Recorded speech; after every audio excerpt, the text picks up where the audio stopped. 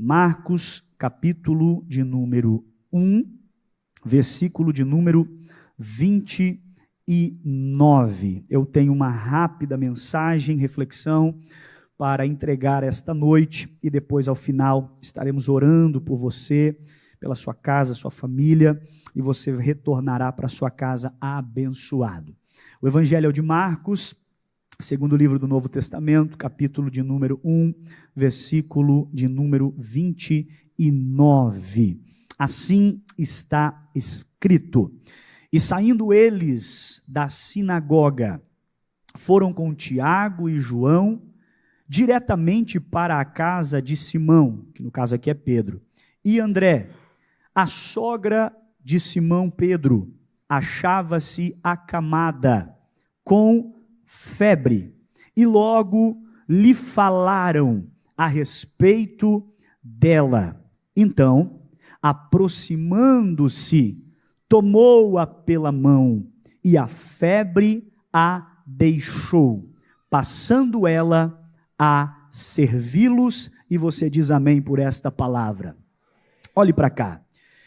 Eu quero, dentro dos minutos que nós temos, falar sobre esta passagem bíblica, muito conhecida, a história em que Jesus, ele vai visitar a casa de Pedro, e dentro do contexto da visita que Jesus vai fazer a Pedro, ele então identifica, percebe que a sogra de Pedro estava acamada, estava enferma, e como lemos aqui, Jesus vai operar um grande milagre na vida desta mulher, a ponto de imediatamente ela se levantar e passar a servi-los. Quando olhamos de forma, irmãos, superficial, nós não percebemos alguns detalhes, alguns pormenores com respeito a esse grande milagre. Pastor, apenas uma febre que estava nessa mulher e Jesus a curou. Sim, irmãos, um grande milagre, porque a Bíblia diz que Jesus estava em Cafarnaum, esta casa ficava em Cafarnaum, cidade essa que foi muito frequentada por Jesus. Se você ler os evangelhos, você vai perceber que Jesus passou em Cafarnaum, se hospedou em Cafarnaum por muitas vezes, e também ele operou muitos milagres nesta cidade. Veja que no contexto, versículos anteriores, nós percebemos que esse dia em questão era um sábado, e no sábado Jesus estava com os seus discípulos numa sinagoga. Pastor Cleiton, o que é uma sinagoga? Uma sinagoga nada mais é do que um local onde as pessoas daquela época se reuniam para então prestarem o seu culto a Deus. Ali eles liam a lei de Deus, ali eles falavam, conversavam sobre as coisas do céu. Então, para entendermos essa noite, a sinagoga era uma igreja, era uma congregação. E Jesus, como um bom judeu, no sábado ele foi à sinagoga para ensinar, para também ouvir, e a Bíblia diz nos versículos anteriores que enquanto Jesus estava na sinagoga, uma pessoa ali ficou terrivelmente endemoniada, causando grande espanto para aqueles que estavam ali. Mas a Bíblia diz que Jesus expulsou aquele demônio que estava sobre a vida daquela pessoa e continuou ensinando com autoridade as palavras que ele veio trazer ao povo. Veja que o culto aconteceu. Jesus operou uma libertação na vida de uma pessoa, Jesus pregou, ensinou, e agora o culto terminou. Aí diz a Bíblia no versículo que nós lemos: e saindo eles da sinagoga, foram com Tiago e João diretamente para a casa de Simão. Então o cenário é esse: Jesus está no culto, o culto foi uma bênção, acabou o culto e agora eles vão para a casa de Pedro. Só que Jesus não sai do culto sozinho. Jesus sai do culto acompanhado. Acompanhado de quem? Acompanhado dos seus discípulos e também de Simão Pedro, que era o proprietário da casa para onde eles estavam indo após o culto. Só que, olha que interessante, os discípulos estavam com Jesus no culto. Os discípulos estavam com Jesus no caminho, e os discípulos estavam com Jesus na casa. Os discípulos estavam com Jesus no culto, na sinagoga. Também estavam com Jesus no caminho, e ambos chegaram em casa. Por quê, pastor? Porque é assim que funciona. Quem tem Jesus no culto e anda com ele no caminho, conta com a presença dele dentro de casa. Quem tem Jesus no culto, leva ele no caminho, quando chega em casa, também pode contar com a presença dele. Só que eu fico preocupado, irmão, sabe por quê? Porque tem gente que aqui tem Jesus. Eu fico preocupado porque tem pessoas que aqui canta para Jesus, aqui levanta a mão para Jesus, aqui dá glória a Deus, exalta Jesus, mas no caminho não tem Jesus, no dia a dia não tem Jesus, na repartição não tem Jesus, no escritório não tem Jesus, na empresa não tem Jesus, e aí reclama porque não tem Jesus na casa. Mas a Bíblia está nos dando uma fórmula: quer Jesus em casa? Então recebe ele na igreja, anda com ele no caminho e conta com ele dentro da sua casa. Diga para quem está do seu lado: esse ano é Jesus na igreja, Jesus no caminho e Jesus em casa.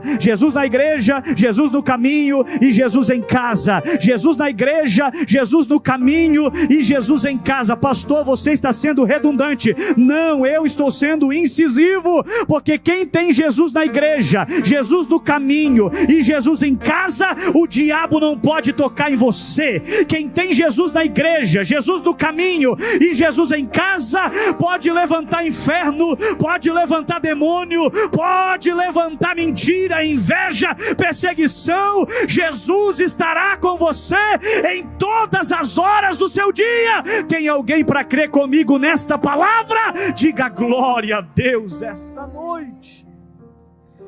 Na igreja nunca vai faltar Jesus. Por isso que você vem aqui, porque você sabe que aqui tem Jesus. Só que as nossas ações, as nossas atitudes podem fazer com que falte Jesus no caminho. E por faltar Jesus no caminho, poderá faltar Jesus na casa. Mas quem veio aqui cultuar, vai levar Jesus no caminho, e quando chegar em casa vai contar com a presença dele. O texto diz, pastor Iso, que Jesus então chega em casa. Ele está na casa de Pedro. Quando ele chega em casa, o texto é claro: a sogra de Simão achava-se acamada, com febre. Ou seja, quando Jesus chega na casa de Pedro, há um problema.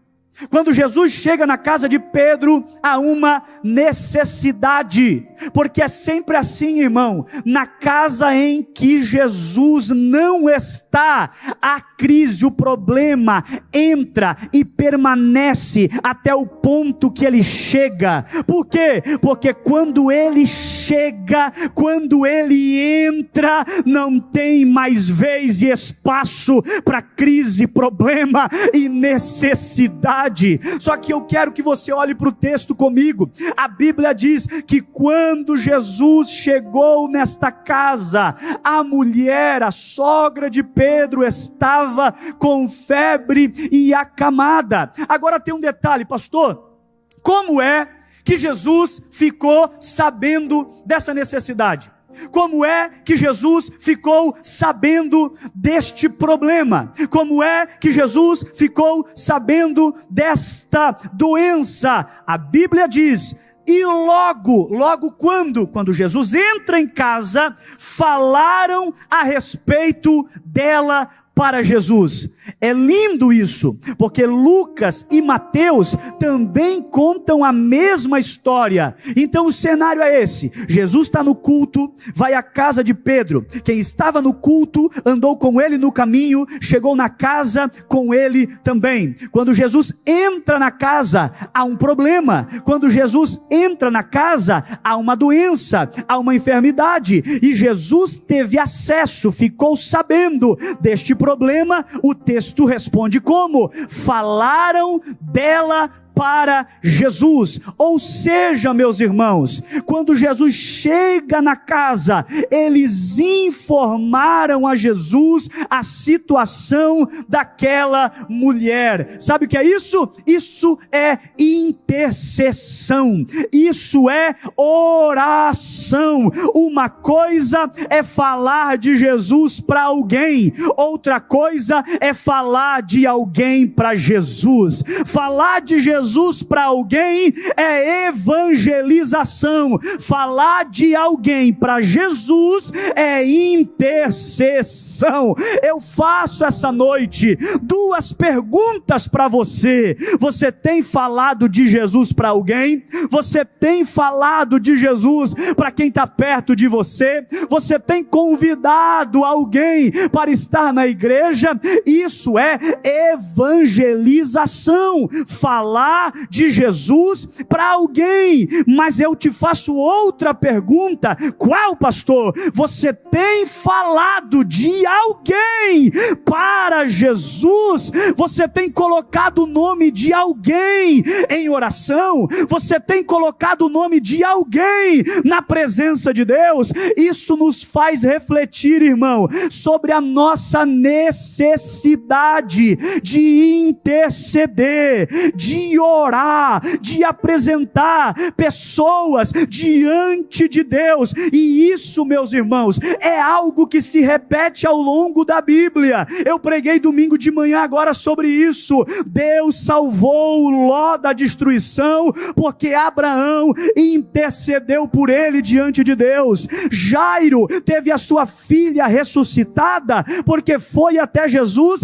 e falou dela para Jesus. Marta e Maria intercederam pelo seu irmão, falaram dele para Jesus. O centurião romano foi até Jesus e disse: o meu servo está doente em casa. Falou do seu servo para Jesus. Isso é interceder, é falar de alguém para Jesus. Pastor Cleiton, mas por que você está pregando sobre isso? Porque hoje muitas pessoas se preocupam apenas em falar de si para Jesus, em falar do que precisa para Jesus, da sua necessidade para Jesus. Mas a Bíblia está nos ensinando esta noite: o verdadeiro cristão fala de Jesus para alguém, evangelização, mas a sua vida também é falar de alguém para Jesus. Pastor, por que é importante falar de alguém para Jesus? Porque a Bíblia diz que enquanto Jó estava orando pelos seus amigos, Deus mudou a sorte dele. Pastor, o que você veio pregar essa noite? Eu vim pregar que existem pessoas que estão necessitando de que você coloque seus nomes na presença de Jesus. E por que, pastor, é tão importante orar por alguém, falar a Deus por alguém? É simples, porque enquanto você ora por alguém, Deus preserva essa pessoa. Enquanto você ora, Deus guarda. Enquanto você ora, Deus livra. Enquanto você ora, Deus protege. Você só está aqui porque um dia alguém orou por você. Porque se não fosse a oração e a mão de Deus sobre a tua vida, o diabo já tinha destruído você, ceifado a tua vida, e você já estava a 7 palmos debaixo da terra. Mas o diabo não teve poder sobre a tua vida e nem vai ter, porque tem alguém falando de você para Jesus. Levante uma das suas mãos, porque eu profetizo sobre a sua vida: continua continua orando por alguém, porque alguém vai estar orando por você, e o nome do Senhor será glorificado na sua vida. Diga para quem está do seu lado: eu vou continuar orando por você, eu vou continuar falando para você de Jesus e de Jesus para você. Continua na presença de Deus, porque eu profetizo: enquanto tiver oração na tua vida, não tem demônio, não tem capeta, não tem inferno que vai se levantar. Se levantar, vai se levantar para cair, porque maior é aquele que está com você. Tem alguém para crer comigo nessa palavra? Receba, porque é de Deus sobre a tua vida esta noite. Aleluia, aleluia. Faça um compromisso. Qual, pastor? De orar, de falar para Jesus de alguém. Aquela mulher muito provavelmente estava em um cômodo. Se ninguém falasse dela, é óbvio que o nosso Jesus, ele é onisciente. O que é isso, pastor? É um termo técnico da teologia que representa o conhecimento de Deus. Conhece tudo, sabe de tudo. Mas Jesus estava dando oportunidade para aquelas pessoas intercederem por alguém. Jesus chegou na casa e diz a Bíblia, falaram para ele dela. Aí diz a Bíblia que quando Jesus soube que ela estava enferma, a Bíblia diz que Jesus imediatamente foi até ela. Se você ler Mateus, se você ler Lucas e também Marcos, cada um na sua perspectiva vai dar detalhes fantásticos. Um diz que Jesus se aproximou, porque é exatamente isso que acontece. Quando você ora por alguém, Jesus responde imediatamente e se aproxima. Outro diz que Jesus tocou. Marcos diz que pegou pela mão. E eu quero me deter aqui no toque que Jesus vai efetuar nessa mulher. Por quê, pastor? É só um toque. Se fosse o meu, é só um toque. Se fosse o seu, mas é de Jesus. Anderson, quando ele toca, alguma coisa acontece. Márcio, Will, Éder, quando ele toca, alguma coisa acontece. Pastor, o que aconteceu depois que Jesus tocou nessa mulher? 4 coisas. Primeiro, diz a Bíblia, que tomando-a pela mão, a pôs de pé. Aleluia. Por quê? Porque Marcos diz que ela estava acamada, ela estava deitada, ela estava prostrada. Esta não é a posição de quem vai vencer em 2025. Prostrado, abatido, caído, derrubado. Esta não é a posição que Deus estabeleceu para você vencer em 2025. Pastor, o que você veio pregar essa noite? Se alguém chegou aqui com a sua alma abatida, prostrada, derrubada, caída, receba o toque de Jesus. Ele te colocará de pé, e de pé você vai vencer, vai triunfar, vai avançar. Se eu tivesse aí, eu já estava com as 2 mãos assim para receber. Você talvez não começou 2025 de pé, mas eu profetizo, vai terminar de pé. Se você crê, aplauda ao Senhor esta noite. Esta é a posição que Deus vai te colocar. Diante do que, pastor? Dos desafios da sua vida, diante das batalhas da sua vida.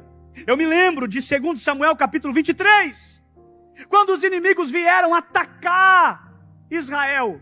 Tem um personagem chamado Samá. Diz a Bíblia que Samá entrou no meio de um campo de lentilhas. E diz a Bíblia, de pé, pôs-se a defender aquele campo de lentilhas. O inimigo vinha e Samá lutando. O inimigo vinha e Samar defendendo. Alguém olhava e dizia: esse aí é doido. Está lutando, colocando a vida em perigo por um campo de lentilhas. Mas era dele. Tinha valor.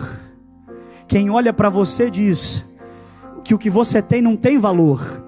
Mas eu digo essa noite: se põe de pé para defender tua casa, se põe de pé para defender tua vida material, se põe de pé para defender teus filhos. Quem olha de fora não dá valor, mas Deus te deu, Deus te colocou lá, Deus te plantou lá. A posição que Deus te quer é de pé para defender aquilo que Ele colocou nas tuas mãos. A primeira ação depois do toque: de pé. Eu falei que eram 4 ações depois do toque de Jesus. A primeira, a colocou de pé. A segunda, diz a Bíblia, e a febre a deixou. Diga comigo: a febre. Não, você fingiu que falou. Diga: a febre a deixou. Irmão, foi imediatamente. Não foi analgésico, não foi remédio, não foi tratamento. Foi o toque de Jesus. Pastor, o que era febre naquele momento para aquela mulher? Era o desconforto dela. Pastor, o que era febre para aquela mulher? Era o ponto de crise daquela casa. O que era febre para aquela mulher? Era o que a impedia de levantar. O que era febre para aquela mulher? Era o que a impedia de servir. Irmão, é Jesus na casa. Que privilégio poder preparar uma alimentação. Que privilégio poder servir. Mas ela estava prostrada. Mas Jesus a pôs de pé. E a febre, que era o que a impedia de andar, se locomover, se levantar, a deixou imediatamente. Após o toque, tudo que causava dor, tudo que causava a inércia, tudo que causava a instabilidade naquela casa, a deixou. Porque quando Jesus chega e toca, todo mal tem que sair. Quando Jesus tocou na filha de Jairo, a morte deixou. Eu amo essa palavra, deixou. A palavra deixou que Marcos usa aqui no original é sair para nunca mais voltar. A febre saiu para não voltar. Quando Jesus tocou na filha de Jairo, a morte a deixou. Quando Jesus tocou o caixão do filho da viúva de Naim, ele ressuscitou, a morte também deixou. Quando Jesus tocou a orelha de Malco, que havia sido cortada pela espada de Pedro, ele tocou e não ficou nem cicatriz. Quando tocou com lama os olhos daquele cego, a cegueira o deixou. Quando tocou os ouvidos daquele surdo em Decápolis, a surdez também o deixou. Esse ano, tudo que tem te feito chorar, eu profetizo, tudo que tem te feito lamentar, sofrer, vai te deixar. Tudo aquilo que tem te causado sofrimento, lágrima, dor, angústia e tem feito você perder o sono, eu profetizo, vai te deixar, vai sair para não mais voltar. E no lugar da tristeza vai ter alegria, no lugar da enfermidade vai ter a cura, no lugar do problema a solução. Se você crê, fecha a sua mão e recebe, porque é de Deus sobre a sua vida esta noite. Pastor, vai deixar? Vai. Tudo que tem tirado o teu sono vai te deixar. Tudo o que tem atrapalhado a tua vida financeira vai te deixar. Tudo o que tem tirado a tua alegria. Eu estou vendo gente chorando ali atrás. Pode chorar mesmo, porque o tempo de chorar acaba hoje. A partir de hoje é alegria. É alegria nesta casa. Aleluia. Pastor, o que a deixou? Diga comigo, a febre. 1, 2, 3. Meu irmão, o que é a febre? Pastor, a febre é a doença? Não. Se tem médico aqui, profissionais da área da saúde, você vai concordar comigo que a febre na maioria dos casos, em quase na sua totalidade, não é a doença, é o sintoma. A febre é o sintoma. A febre é um dos sinais que evidencia que algo não está bom, não está bem. Eu sou pai de uma garotinha de 3 anos, vai fazer 4 anos em maio, você viu ela na foto aí. Nas primeiras vezes que ela teve febre, pastor isso eu acho que é coisa de pai de primeira viagem. A febre veio, 1 hora depois eu já estava com ela no hospital. Cheguei no médico, o médico disse, pai, calma. Mas ela está com febre, é 38, é 39. E o médico disse, calma pai. Nós temos que esperar o tempo passar para ver como vai evoluir. Quando eu estava lendo esse texto essa manhã, o Espírito de Deus falou no meu coração. A febre dessa mulher não evoluiu. Por quê, pastor? Porque se a febre é o primeiro sinal, indício de que algo não está bom na vida de alguém, na sua saúde, no segundo dia a febre pode ser acompanhada de vômito. No terceiro dia a febre pode ser acompanhada de dores, de fraqueza, desidratação. A minha Bíblia não diz que essa mulher teve outro sintoma, porque Jesus chegou e impediu a evolução daquela enfermidade. Deus falou comigo esta manhã e eu quero compartilhar com você. A tua crise, a tua dor, nesse ano não vai evoluir. Não vai evoluir. Eu vou mais além. Essa crise no teu casamento não vai evoluir para divórcio. Essa crise na tua vida financeira não vai evoluir para falência. Essa tristeza na tua alma não vai evoluir para uma depressão. Não vai evoluir. Por quê? Porque a mão de Jesus vai tocar agora e tudo aquilo que está começando a piorar será estancado e o nome dele vai ser glorificado na tua vida. Quem recebe essa palavra, quem recebe esta palavra, diga para quem está do seu lado, olhando bem dentro do olho dessa pessoa, descansa teu coração, não vai evoluir, não vai evoluir.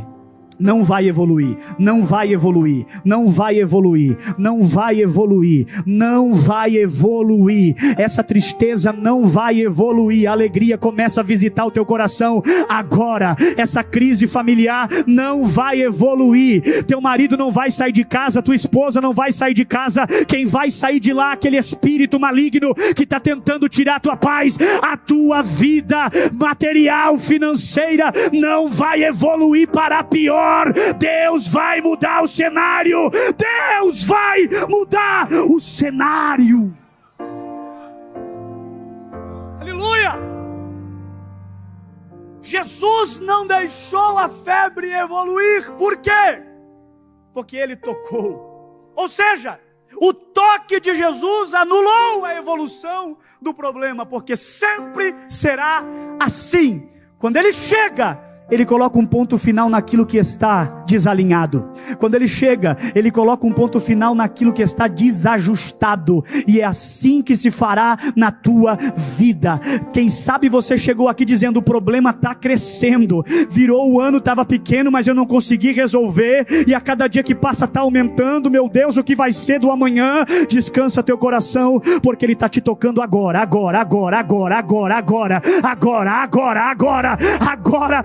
Este problema não vai evoluir. Não vai.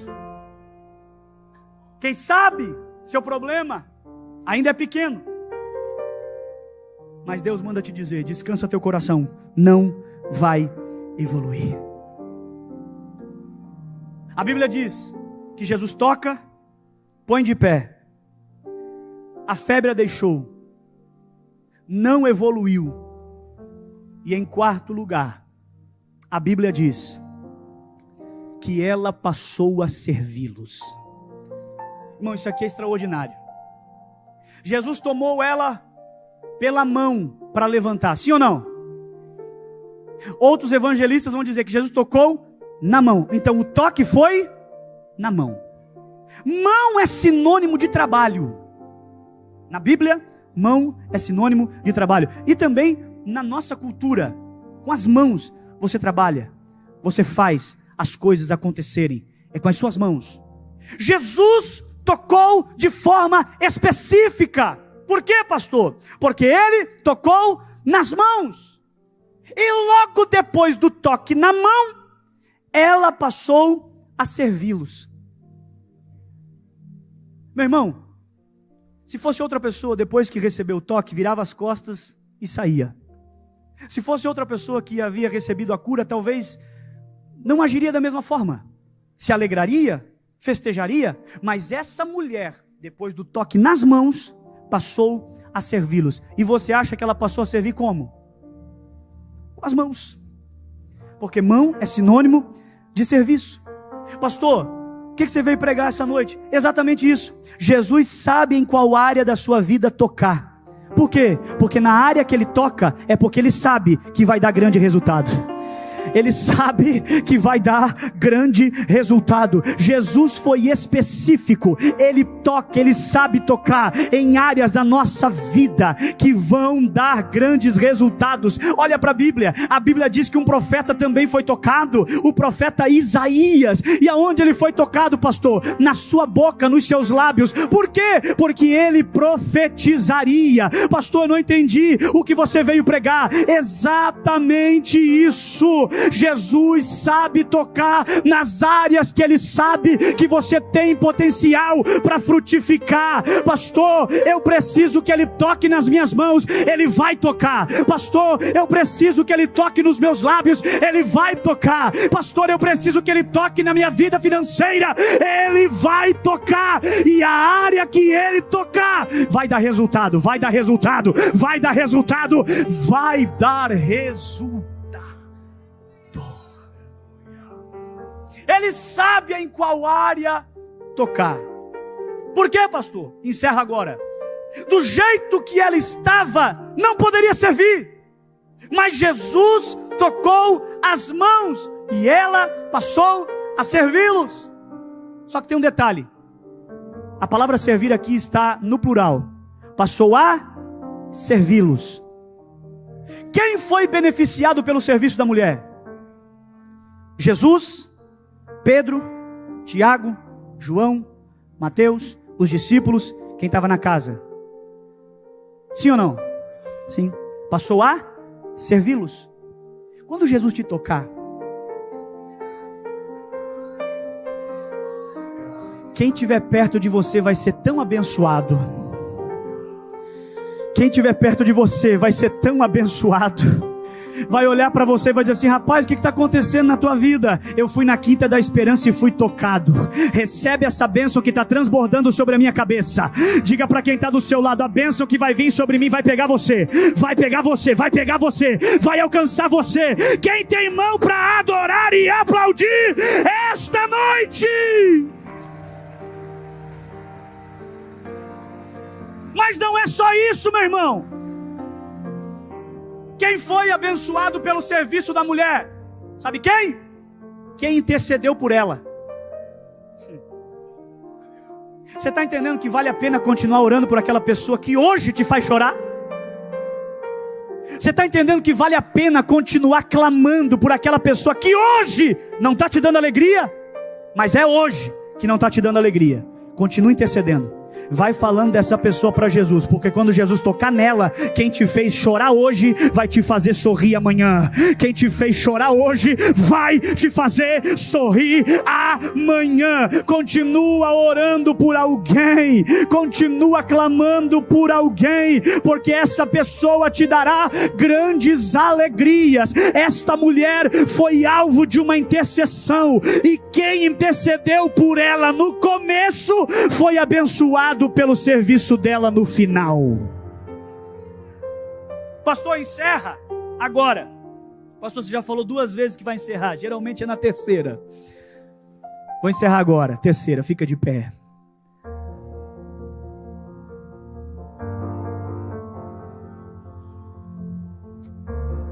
Apenas um toque. Quando Jesus te tocar, quando Jesus tocar aquela pessoa para quem você está orando e falando para Ele, você será abençoado, você será abençoada, sua casa, sua família também. Pastor, como é que encerra a história? Exatamente assim. Exatamente assim. Pastor, qual é o nome dessa mulher? I don't know. Gastei todo o meu inglês agora. Pastor, qual é o nome dela? Não sei. Pastor, existe uma outra passagem bíblica que fala dela? Não. Pastor, então a história dela encerra assim? Irmão, como só assim? Ela estava enferma, foi tocada, se levantou, passou a servir e com a sua vida glorificar o nome do Senhor. Quem é tocado por Jesus não é apenas um toque, é o toque, porque através desse toque você será abençoado, mas quem estiver perto de você também será abençoado. Eu quero orar para a gente encerrar agora. Há alguém no nosso meio esta noite, você veio ao culto e você diz: pastor, eu ainda não entreguei a minha vida para Jesus. Eu sei, pastor, que tem alguém que está orando por mim, porque eu estou aqui. Eu sei, pastor, que tem alguém que está orando por mim, e eu quero esse Jesus essa noite, pastor. Escute uma coisa, talvez você até sabe que tem alguém que está orando por você, mas você não dá valor. Valorize isso. Valorize isso. Eu tenho plena convicção de uma coisa: ainda hoje eu desfruto de orações que as minhas duas avós faziam sobre mim quando eu era adolescente. Teve uma noite, pastor Márcio, que eu estava dormindo na casa da minha avó. Ela já era de idade, viúva, e os primos se revezavam para ir dormir na casa dela, para cuidar dela, para olhar ela. De manhã acordava e ia para a escola. Teve um dia que umas 3 da manhã eu acordei desesperado, porque tinha alguém com as mãos dos meus 2 pés, parecia que estava me puxando da cama. Eu acordei: meu Deus, o que é isso? Minha avó disse assim: deixa de ser bobo, rapaz, pode voltar a dormir, é só a avó que está orando por você. Naquele dia eu não entendi, aquela velhinha de cabelo branco segurando os meus 2 pés e dizendo: Deus, usa a vida do meu neto. Os pais dele não são crentes, não servem a ti. A mãe dele é afastada da igreja, mas ele decidiu te servir na juventude dele. Usa a vida dele, Jesus. Não deixe esse menino se desviar do caminho, não deixe esse menino se corromper com o mundo. Usa a vida dele. Ela partiu para a eternidade, mas hoje eu estou aqui ainda pregando para você que o resultado daquela oração ainda está de pé. Ainda está de pé. Talvez eu estou pregando para alguém aqui que sabe: pastor, é verdade, minha mãe ora por mim. Não invalide isso. Ou estou pregando para alguém que nem imagina, mas Deus está me usando para te dizer: você só está aqui porque tem alguém de joelho dobrado por você. Só que para você viver o extraordinário, você precisa tomar uma decisão. Qual? Entregar a sua vida totalmente ao Senhor Jesus essa noite. Há alguém que está no nosso meio e quer entregar a sua vida a Jesus? Eu quero orar por você. Aqui na frente já tem uma senhora. Por que você não está aplaudindo, meu irmão? Por que você não está celebrando? Cadê a segunda pessoa? Vem aqui no altar. Eu quero orar por você, pastor. Eu quero esse Jesus, eu quero esse Jesus. É hoje, aleluia, aleluia, aleluia. Aqui está a segunda pessoa. Cadê a terceira pessoa? É hoje que você vai ser tocado de uma forma que você nunca antes foi. Não será homem que vai te tocar, é a mão de Jesus que vai te tocar e mudar a história da sua vida.